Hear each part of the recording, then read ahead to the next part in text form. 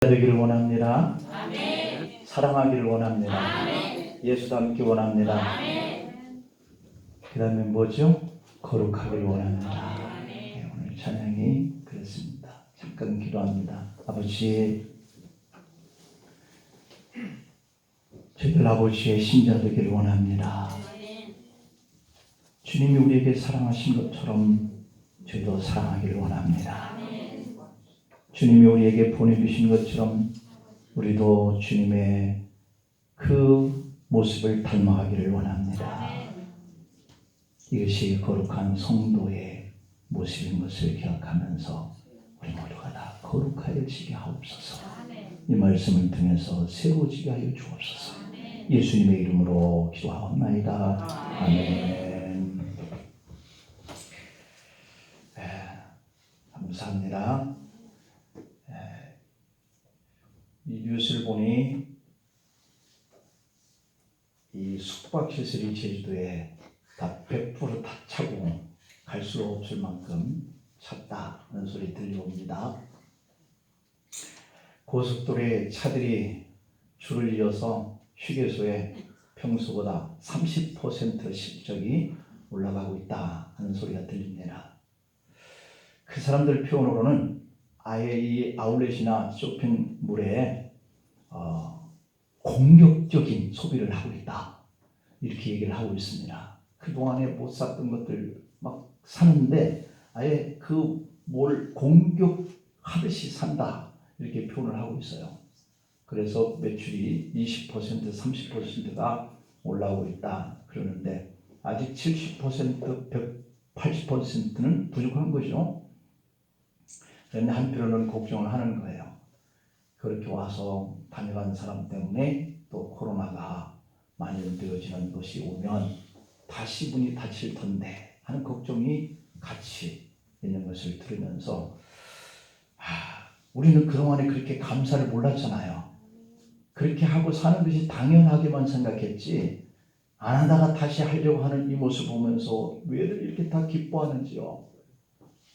평소에 우리의 삶의 자리가 항상 그렇게 기쁘고 좋았던 것이었는데 우리가 이번 코로나를 통해서 일반적인 보통의 삶이 우리에게는 큰 행복이었구나 이걸 몰랐던 거예요.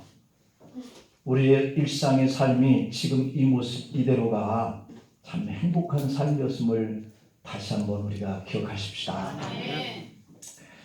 구약 성경에 보면 승천하신 분이 두 분이 있습니다. 한 분은 창세기 5장 24절에 보면 300년 동안 하나님과 동행했던 그러다가 하나님이 그를 하늘로 데려 올라가신 누구죠? 에녹입니다. 하나님 보시기에 얼마나 합당했으면 얼마나 경건했으면 얼마나 거룩한 삶을 살았으면 300년 동안을 그와 하나님이 함께 동행하다가 그를 하늘로 산 몸으로 데려 올라가시느냐는 것이죠. 그래서 이 에녹은 야렛의 아들이다 이렇게 기록되어 있는데요. 야렛은 162세에 에녹을 낳았다 이렇게 성경에 기록하고 있어요. 성경은요 반드시 누군가를 말을 할 때 그의 어머니 그의 아버지가 누군가 하는 것을 꼭 기록을 남기는데 그 이유를 모르겠어요. 네가 어디서 왔느냐? 너희 부모가 없이 이 세상에 올 수 있느냐? 그런 편에서 생각해 보면 여러분들이요 부모를 잘 공경합시다.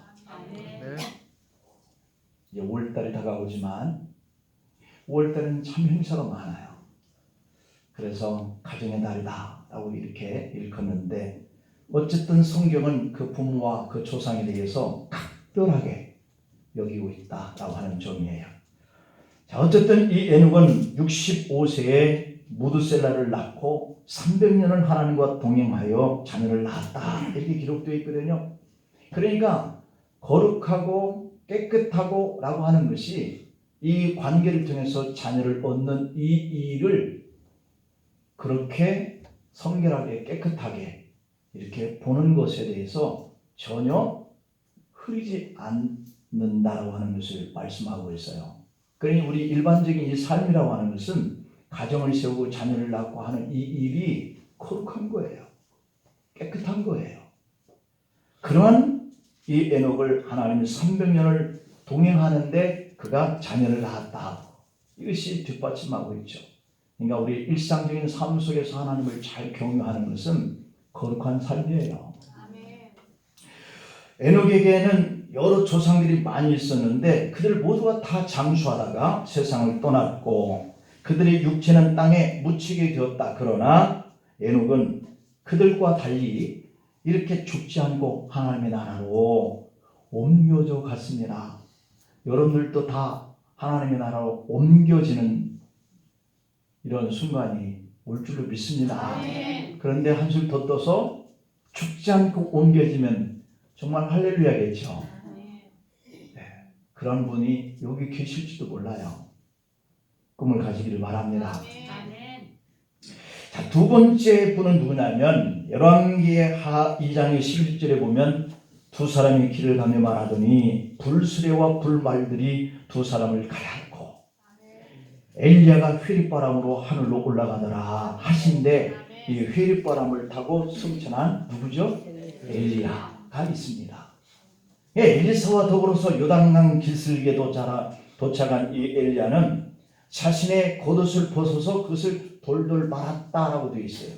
그리고는 그 돌돌 만 그 겉옷을 가지고 요단 강물을 이리저리 쳤다라고 되어 있거든요. 그러자 놀랍게도 이 요단 강물이 갈라지고 강바닥이 말라서 이 두 사람은 요단 강을 육지같이 건널 수 있게 된 거예요.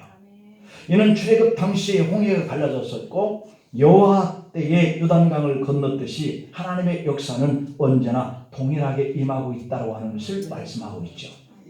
엘리야는 엘리사에게 무엇이든 요구하라라고 하는 이 제의를 했는데 이때 엘리사는 엘리야의 계승자로서 내가 사역을 감당하기 위해서는 이 엘리야가 가지고 있는 그 능력에 갑절을 원했다라고 하는 것이죠.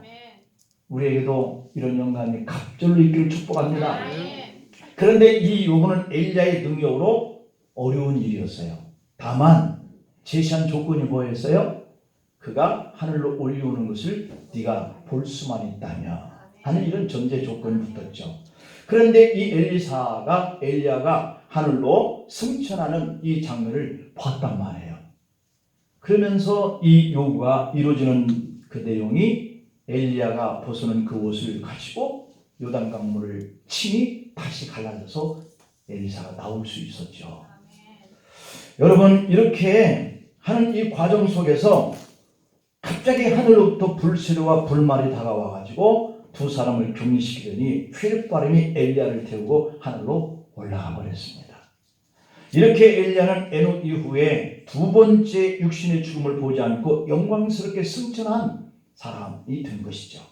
이 두 사람은 이 땅에서 죽음을 맛보지 아니하고 그대로 변화되어서 승천한 줄로 믿습니다. 그렇지만 이 두 사람에게는 인간의 죄를 사하는 속죄의 그런 어떤 공로는 없어요. 그냥 한 개인의 승천의 영광을 겪은 것뿐이에요. 그러나 예수님의 승천은 달랐다라고 하는 것이죠. 예수님은 사람의 죄값을 십자가에서 죽음으로 대속을 하고 그 피값 때문에 인류의 죄가 용서받고 하는 이런 공을 세워요. 사망의 권세인 죽음까지 이기시고 부활하셔요. 그리고 승천하십니다. 그래서 예수님의 승천은 공로가 있는 거예요. 만일 예수님이 인류의 죄값을 십자가에서 해결해 주시는 이 죽음을 당하지 않고 그냥 승천만 하셨다면 이 구원의 역사와 아무 상관이 없는 거죠. 그래서 인간의 구원의 역사도 완성할 수 없게 되는 것이죠. 하지만 예수님은 십자가에서 죽으심으로 인류의 죄를 대속하시고 하나님과 사람 사이에서 화목제물이 되었어요. 죄의 값을 대속했다. 그래서 하나님과 인간을 화목하게 했다라고 하는 것이 바로 예수님의 화목제물이 되는 것이죠. 대속의 제물이 되시기도 하고 화목제물이다라고 말도 하죠. 그래서 이 구원을 완수하셔요. 사탄이 쏘는 사망의 권세까지도 이기시고 부활하셔서 승천하시기 때문에 예수님의 그 승천은 영광스러운 일이었습니다. 우리가 아는 대로 그리스도의 신분에 관한 교리, 다시 말하면 천의 몸에서 탄생하시고 그리고 십자가의 죽으심으로 3일 만에 부활하시고 40일 동안 예수님이 사람들에게 나타나시면서 내가 부활했다. 내가 부활했단다. 내가 부활했어. 하나님의 말씀하신 대로 내가 부활했어. 라고 하는 이 사실을 증거했거든요. 그리고 그들이 보는 그대로 승천을 하셔요. 그리고서는 하시는 말씀이 마지막 날 내가 다시 너희들이 본 그 모습 그대로 오겠다. 라고 하시면서 이 모든 교리가 다 중요하지만 그 중에도 현재 우리에게 직접 관계가 되는 것은 그리스도의 승천에 관한 교리예요. 예수님은 부활에 대한 실제적인 증거들을 참 많이 보이셨어요. 또 부활하신 이후에 40일 동안 주님은 제자들에게 나타나셔서 그들과 함께 하나님의 나라에 대한 이야기를 하셨어요. 그때 예수님은 생전에 말씀하신 그대로 죽은 자들 가운데서 살아나신 후에 그 후였기 때문에 제자들은 그 하나님의 나라에 대한 말씀을 가르치시는 그 의미들을 이제는 잘 이해할 수가 있었죠. 하나님은 세상을 통치하시고 그리고 특별히 이스라엘을 통치하신다 하는 이 내용이 바로 하나님의 나라에 대한 가르침이셨구나 라고 하는 것을 비로소 알게 된 것이죠. 이 주제가 십자가에 돌아가시기 전이나 부활하실 후 40일간의 사역기간 동안에 주님이 하신 그러한 사역의 일들이었어요. 이제 예수님은 제자들에게 부활의 증인이 되라 라고 하는 이 새로운 사명을 주시기 위해서 남은 그 40일 동안에 그들 가운데 활동을 하셨고 그들에게 당부하신 대로 너희들이 머물러서 기다리라 한 장소 어디였죠? 예루살렘. 그래서 거기서 머물고 있으면 내가 성령을 보내시겠다 이렇게 말씀하시면서 성령 세례에 대한 분부를 명령하시죠. 제자들은 이제 예수님의 분부대로 이 아버지 하나님이 약속하신 성령을 기다렸어요. 예수께서 공생애를 위해 성령을 받으신 것처럼 몇 날이 못 되어서 사역을 앞둔 이 제자들에게도 동일한 이 성령이 부어져야 그들이 권능을 받아서 이 복음을 증거할 수 있다. 부활의 이 증거 말이죠. 이때 제자들은 그 영을 부어주심이 이스라엘의 진정한 정치적인 독립 때문입니까? 이제 비로소 우리가 그 성령의 권능을 가지고 이 이스라엘을 저 로마에게서 해방시키는 그런 날이 오는 건가요? 그리고 예수님여 당신께서 왕이 되실 때가 바로 이때일까요? 라고 묻는 거죠. 그러나 예수님은 아니야. 이 일에 대해서 너희는 알 바가 아니야. 하나님의 고난을 줬거든. 너희들은 다만 뭘 알아? 복음의 증인이 되라. 내가 부활한 이 사실을 증거해라. 이렇게 복음 증거하는 일에 대해서 더 명령을 하셔요. 복음 증거는 제자들에게 부어주신 성령으로 인해서 그들이 앞으로 할 일이지만 이것이 이스라엘 민족의 국한된 일이 아니다라고 하는 말씀을 분명히 주님이 하셔요. 그들의 사명은 온 세계를 위해서 그분이 십자가를 지시고 인류를 구원하시더니 말씀대로 그분이 사흘 만에 살아나시고 승천하셔서 다시 오신다고 그랬다. 이 사실에 대해서 복음을 증거해야 할 이 사명이 주님의 분부에 있었다는 것이죠. 이렇게 누가는 신약 성경을 이렇게 기록한 많은 사람들이 있지만 이 누가가 기록한 이 내용 속에 보면 예수님의 승천을 곁에서 목격한 그런 입장 속에서 세부적인 정황을 우리에게 지금 알리고 있는 거예요. 예수님은 제자들에게 증인의 사명을 분부하시고 그들이 보는 데서 올려가셨다라고 오늘 본문 9절부터 11절에 기록을 남겼어요. 서서 하늘을 쳐다보고 있는 제자들에게 너희 가운데서 하늘로 올려주신 이 예수는 하늘로 가심을 본 그대로 오실 거야 라고 말씀을 하고 있죠. 제자들은 예수님이 올라가시는 하늘을 올려다보고 있었습니다. 저게 무슨 일이야? 어떻게 세상에 이런 일이 있어? 감개무량하고 감동하고 어떤 사람은 정말 그 감동에 눈물도 흘렸던 사람도 있을 거고 그때 제자들이 그들을 향해서 외칩니다. 너희가 어찌하여 서서 하늘을 쳐다보느냐? 하늘로 올려오신 이 예수는 하늘로 가심을 본 그대로 오시리라. 할렐루야. 그래서 우리에게 소망이 있는 거죠. 그래서 우리가 믿음 생활을 하는 거죠. 여러분 예수님의 승천은 하늘에서 이 땅으로 내려오신 바로 그 하늘로 다시 올라가신 것 뿐입니다. 그런 의미 속에서 오늘 우리가 여기서 생각해 볼 그런 교훈의 메시지가 뭘까요? 예수님의 승천이 가지는 성격. 이것을 우리가 첫 번째 생각해 봅니다. 예수님이 승천하신 그 성격이 뭘 우리에게 교훈하고 있을까? 첫째는 전인격적인 승천이 있다는 것을 우리에게 보여주고 있죠. 전인격적인 그러한 승천이다. 오늘 9절에 보면 이 말씀을 마치시고 그들이 보는데 올려져 가시니 구름이 그를 가려 보이지 않게 하더라 이랬어요. 승천하신 예수님의 몸은 사람의 육안으로 볼 수 있는 육체적인 몸 그대로를 가지고 승천하셨다라고 하는 이 사실을 알고 있는 거예요. 두 번째는 예수님의 승천은 진정이고 물리적인 승천이었다라고 하는 의미예요. 오늘 11절에 보면 이르시되 갈릴리 사람들아 어찌하여 서서 하늘을 쳐다보느냐 너희 가운데서 하늘로 올리신 이 예수는 하늘로 가심을 본 그대로 오시리라 이렇게 하셨어요. 다시 말하면 예수님의 변화된 영체 몸 그대로 승천하시는 그러한 일들이 많은 사람들 앞에서 보여준 진정한 사건이었고 그것이 물리적으로 이루어진 이러한 상황이었다라고 하는 것이죠.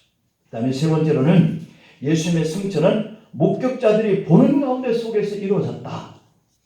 오늘 9절 10절에서 말씀하는 것처럼 그들이 보는데 올려져 가시니 혹은 올라가실 때 제자들이 자세히 하늘을 쳐다보고 이루어졌다라고 하는 이 사건을 기록을 남기고 있어요. 그리고 11절에 보면 그때 갈릴리 사람들아 어찌하여 서서 하늘을 쳐다보느냐 라고 이렇게 표현하고 있는 대로 많은 사람들이 그 올려가심을 바라보는 이런 가운데에 이루어졌다.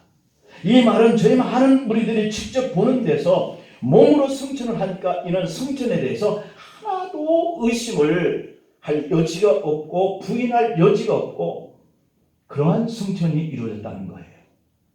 예수님의 승천은 이렇게 많은 사람들 가운데 속에서 영광 중에 이루어진 사건이에요.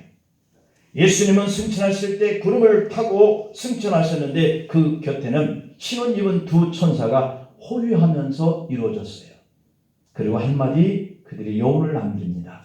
오늘 본문 11절 중반절 이하에 보면 너희 가운데서 하늘로 올려지신 이 예수는 하늘로 가심을 본 그대로 오시리라. 재림의 예언을 남기고 가요.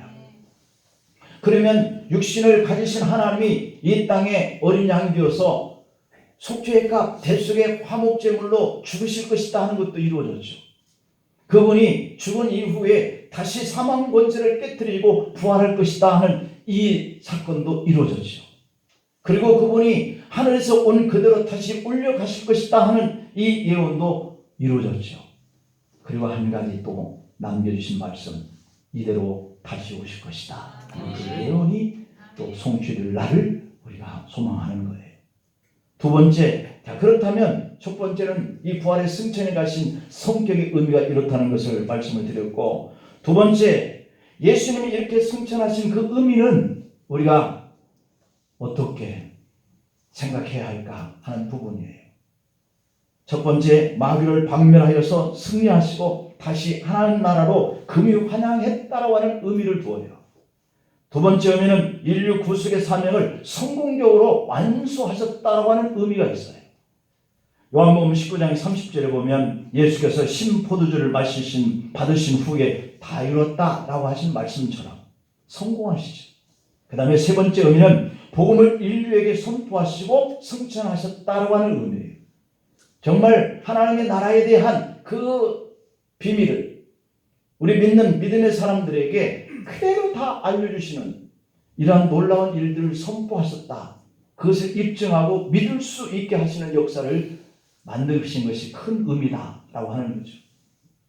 사람이 한 가지 보고 어떻게 믿고 의지할 수 있어요? 두 가지, 세 가지, 네 가지 계속 봐도 저 사람은 믿을 만한 사람이야 라고 하는 것이 인정되면 그 사람의 행동과 언어를 우리가 믿어지게 되고 받아들이게 되듯이 예수님이 이 땅에 오셔서 하시고 하나님의 나라에 승천하시기까지 하나님의 나라에 대한 선포한 그 모든 내용이 이제는 우리가 믿을 수 있겠구나 하는 그런 의미를 이 승천을 통해서 우리에게 남겼다는 것이죠. 네 번째, 하나님이 그를 높여주셨다. 그래서 하늘 보좌에 앉게 하셨다라고 하는 이런 의미가 있어요. 빌립보서 2장의 9절 10절에 보면 이러므로 하나님이 그를 지극히 높여 모든 이름 위에 뛰어난 이름을 주사 하늘에 있는 자들과 땅에 있는 자들과 땅 아래에 있는 자들로 모든 무릎을 그의 예수의 이름에 꿇게 하셨다라고 이렇게 되어 있어요. 그러니까 그 모든 일을 다 완수하고 승천하신 예수님에게 돌아가는 상급이죠. 하나님 우편 보좌에 앉게 하신 것. 우리도 주님이 맡기신 이 복음의 증거를 사명을 다하면 부름의 상도 주시고 멸류관도 주신다는 이 사건, 이 사실이 이루어질 줄 믿습니다. 그래서 저와 여러분들은 이 땅에서 믿음 생활할 때 이 복음의 증거에 앞장서는 이 헌신과 이 수고의 봉사가 주님 앞에 가면 주님과 얼굴과 얼굴을 마주 볼 수 있는 곳에 우리가 함께하게 하는 이 놀라운 상급이 있는 줄 믿습니다. 다시 말하면 예수님이 하늘에 오르신 이 승천을 통해서 예수님이 십자가에서 단번에 죽으심으로 우리를 대신한 하나님의 그 저주와 그리고 형벌을 받으시고 죽은 자 가운데서 다시 살아나심으로 우리에게 영원한 구원을 이루신 이 구원을 확증했다라고 하는 그런 의미죠. 그래서 예수님의 승천은 지금도 하늘에서 교회와 세상을 통치하고 있다고 하는 것을 보여주고 있는 거예요. 그리고 예수님의 승천은 예수님 재림이 반드시 있을 거야 라고 하는 것을 확신시켜 주시는 그런 의미를 둡니다. 주님의 승천과 재림은 불가분 관계에 있다라고 하는 거죠. 그래서 예수님의 승천하신 방식대로 재림도 그대로 이루어질 거다라고 이렇게 말씀하고 있죠. 만일 눈으로 보는 공개적이며 가시인 이러한 상태로 나타나실 것이다 라고 하는 것이 오늘 이 승천이 이루어지는 사건 속에서 두 천사가 그를 바라보는 사람들에게 남긴 메시지였어요. 데살로니가전서 4장의 13절에 보면 호령과 천사장의 소리와 하나님의 나팔 소리로 친히 하늘로부터 강림하실 것이다 이랬거든요. 제자들은 주님이 약속하신 대로 성령이 충만해졌습니다. 권능이 임했습니다. 이제는 주님의 말씀하신 것이 깨달아지기 시작해요. 이것이구나. 마음속에서 두렵고 떨리고 숨고 나는 아니야 라고 부인했던 저들의 신앙의 열정이 바꾸어지면서 사람의 말과 하나님의 말 중에 누구의 말을 우리가 따르고 살아야 할 것이냐 라고 담대하게 외치면서 감옥에 가도 매를 맞아도 죽임을 당해도 호랑이, 사자, 짐승들의 밥에 던져져도 두려워하지 않았다는 것이죠. 그들은 주님의 분모대로 땅끝까지 보고 들은 것을 증거하지 아니할 수 없는 가슴의 열정이 일어난 거예요. 요한일서 1장의 1절 2절에서 보면 요한이 이렇게 말해요. 태초부터 있는 생명의 말씀에 관하여는 우리가 들은 바요. 그리고 우리 눈으로 본 바요. 그리고 자세히 보고 우리 손으로 만진 바요. 이 생명이 나타내신 바 된지라 이 영원한 생명을 우리가 보았고 증언하여 너에게 전한다 라고 이렇게 되어 있어요. 그렇습니다. 이렇게 부활하신 예수님이 승천하신 그 모습을 부인할 수 없도록 다시 나타나셔서 제자들에게 만져봐라 그렇게 보여주시. 그리고 승천하신 그 주님이 기다려 성령이 너에게 임하면 너희가 권능을 받을 거야 기다렸더니 오셨어요. 그러니 이들은 분명하게 복음을 증거하기에 이뤘다라고 하는 것이죠. 그것이 바로 주님이 증거하신 하나님의 나라에 대한 증거예요. 하나님의 나라에 대한 증거는 예수님이 제자들에게 보이신 것과 제자들이 성령의 권능을 받고 행하신 그 일들이 하나님의 통치하심이 이 땅에 이루어지는 산 증거라는 것이죠. 그래서 하나님이 이 땅을 지금 다스리고 있고 그래서 최고의 복음화율을 자랑하는 이러한 삶을 지금 살게 하게 하신 줄로 믿습니다. 전라도 신안군 증도라고 하는 섬이 있어요. 우리 신안에 고향을 두신 우리 교우들도 계시는데 이 신안에 증도라고 하는 섬이 있는데 그곳은 최고의 우리나라의 보험의율이 90%에 이르는 그러한 사람들이 살고 있다 그럽니다. 신안군의 증도라고 하는 이 섬은 90%의 복음화가 이루어졌어요. 이 섬의 스토리를 소개한 천국의 섬을 이렇게 제작한 그런 저자가 그 책에 실은 내용인데 이 천국의 섬이라고 하는 그 책 속의 내용을 보면 이 섬은 그 섬 특유의 미신, 이 섬 사람들은 미신들을 많이 이렇게 섬기잖아요. 배를 타고서 일을 하려면 또 신에게 이렇게 하고 우상에게 하고, 그런데 그런 것이 일도 없다는 거예요. 그리고 투전판, 노름판 이런 것들이 일도 없고, 사찰이나 굿당이나 점집이 하나도 없고, 주말이면 모든 식당의 문을 다 닫는 그런 것이 바로 이 증도라고 하는 섬의 사람들이라는 거예요. 왜냐하면 섬 인구 2200명 거의 전부가 주일에 교회 갈 준비를 하고 있기 때문이라는 거예요. 11개의 교회가 있는데 모두 시골 교회지만 그 중에 6개 교회가 자립을 하였고, 이 교회들이 서로를 도와가면서 살기 좋은 그런 천국의 섬으로 가꾸어 가고 있다 그럽니다. 그런데 이 섬에 복음화가 되기까지 헌신한 여인 한 분이 계신다. 그는 목사님도 아니고 선교사님도 아니고 가장 불행한 삶을 경험한 한 여인의 헌신으로 이루어진 전도의 역사예요. 천국의 섬을 쓴 저자가 섬사람 할머니 한 분에게 물어봤어요. 할머니, 이 작은 섬에 웬 교회들이 이렇게 많아요? 그 할머니는 주저없이 이렇게 대답합니다. 아, 그거야 다 문준경 전사님 덕분이지. 그랬다는 겁니다. 1891년 신안군 암태도에서 태어난 이 문준경 그 전도자는 나이 17살에 증도로 시집을 왔습니다. 그러나 신랑 얼굴 한 번 못 보고 혼례를 치른 첫날 밤에 소박을 맞았다는 거예요. 그 이후에 20년 동안 남편에게 버림을 받은 이 문준경 전도자는 생과부가 되어서 모진 시집살이를 하던 그녀는 우연히 그 집에 찾아왔던 전도 부인에게 복음을 듣고 예수님을 알게 되었어요. 그리고 예수님을 믿게 된 이후에 이성복 목사님이 부흥회에서 은혜를 받고 하나님 나라에 대해서 헌신해야 되겠다 결단을 했다는 겁니다. 그녀는 경성 성서신학원에 입학하여서 전도 부인이 된 이후에 다시 고향인 이 신안에 내려와서 여러 섬들을 나룻배를 타고 다니면서 복음을 전하기 시작했어요. 주민들의 부탁으로 때로는 신분군이 되고, 때로는 우체부가 되고, 때로는 약사, 의사 노릇까지 해가면서 다니는데 1년 정도 되면 9켤레나 고무신을 바꿔 신고 이 섬 저 섬의 돌짝 같은 그 길을 다니면서 아이들, 병자들, 어른들을 막론하고 만나는 사람들마다 찬양을 불러주고 기도를 해주면서 복음을 전했다는 거예요. 그가 들어간 섬마다 개척교회를 세우고 문준경 이 전사님의 영향을 받은 청소년들 가운데 김준근 목사가 나오고 이만신 목사가 나오고 정택의 목사가 나오고 신윤묵 목사, 이공성 목사 등 한국의 그 뛰어나고 유명한 30여 명의 목회자들이 생겨났다는 것이죠. 문준경 전도사님이 나이 59세 되던 해에 6.25 전쟁을 만났는데 공산당원이 그녀를 체포하자마자 새끼를 많이 깐 씨암탉이구만 죽어라 몽둥이로 내리쳐서 총을 쏘아서 죽였다는 겁니다. 그때 문준경 전사님은 예수님처럼 하나님 아버지 앞에 소리치기를 아버지여 내 영혼을 받으소서 그렇게 기도하면서 순교를 했다는 겁니다. 그러나 공산당원의 증언처럼 이 문준경 전도자는 수많은 영혼의 생명을 낳은 거룩한 씨암탉으로 주님께 부름을 받은 거죠. 문준경 전도사님의 장례식에는 그 당시에 큰 장례였던 김구 선생의 장례식 때보다 더 많은 인파들이 몰렸다는 겁니다. 문 전사님에게 전도받은 사람들, 문 전사님께 성경을 배운 사람들, 문 전사님에게 기도를 받은 사람들, 문 전사님에게 사랑을 받았던 사람들, 도움받았던 사람들, 손으로 눈물을 씻김을 받았던 수많은 사람들이 장례식에 몰려온 거죠.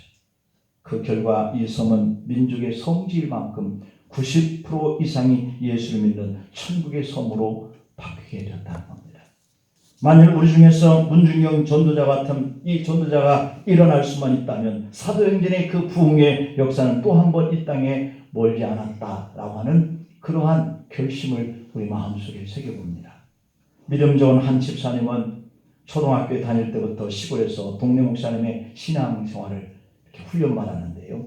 주일날 밤, 그리고 수요일 밤 이러한 기도회까지도 빠지지 않았던 분인데 어느 날 수요일 저녁에 잠깐 잠들었는데 그 엄마가 그를 깨워주지 않아서 예배에 빠지게 됐다는 거예요. 이때 큰 일이 일어났던 것처럼 대성통곡하면서 울었어요. 왜냐하면 그 목사님이 하늘로 가는 그 길은 사다리와 같다. 한 번 빠지면 사다리에 한 칸이 없어지는 것 같다. 이렇게 했기 때문에 내가 하나님의 나라에 올라가는데 너무 힘들 것 같다. 그러면서 울어보쳤다는 것이죠.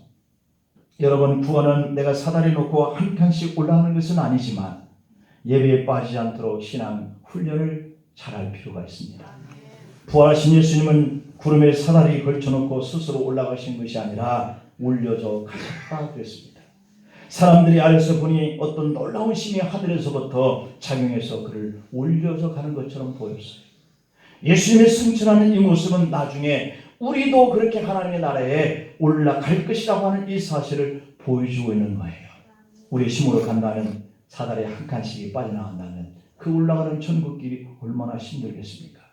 그때까지 주님은 제자들에게 지금은 우리에게 하나님의 나라를 이룬 것이다 하고 부활하신 그 주님에 대해서 십자가를 지시고 우리를 구원하신 그 주님의 놀라우신 이 사건들을 증거하라고 그랬어요. 그래서 교회가 있는 겁니다. 우리에게 성령의 권능을 부어주신 겁니다. 하나님 나라의 확신과 주님처럼 하나님의 나라에 올라간다는 믿음의 확신을 가지고 복음 증거하십시다.